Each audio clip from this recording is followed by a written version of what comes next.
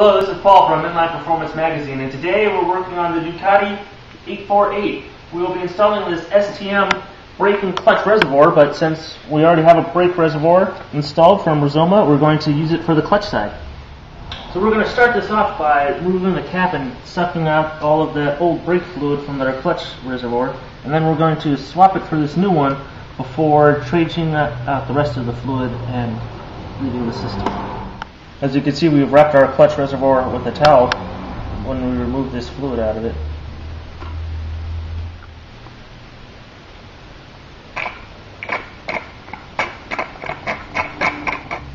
So we're now going to loosen the bleeder valve from the bottom with the clutch slave and suck the fluid out of here as well.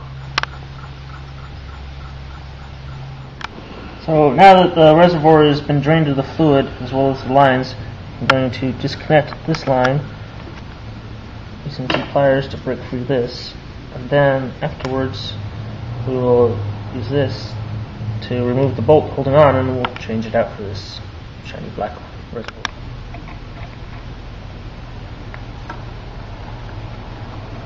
As you can see, our new clutch reservoir comes with two separate nipple fittings, and we will choose the correct one based on the size of our old reservoir. You can see we're going to choose the smaller one to install inside here using this brass washer. The new reservoir nipple's in place, and so we will be reattaching the hose before inserting the mounting screws and tightening that as well.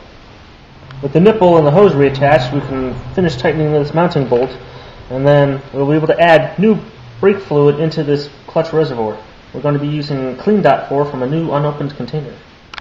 With our new clutch reservoir securely mounted, we can now top it off with new .4 brake fluid. And then afterwards we will bleed the system of any air.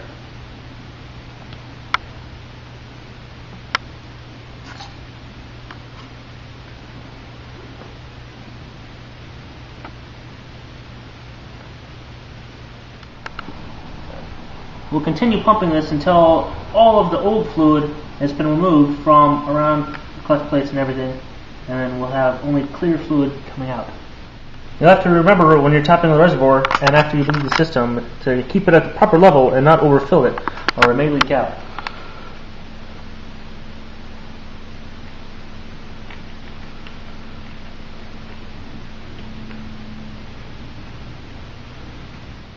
So that's all for this edition of Inline Performance Magazine. Be sure to check back frequently for more updates.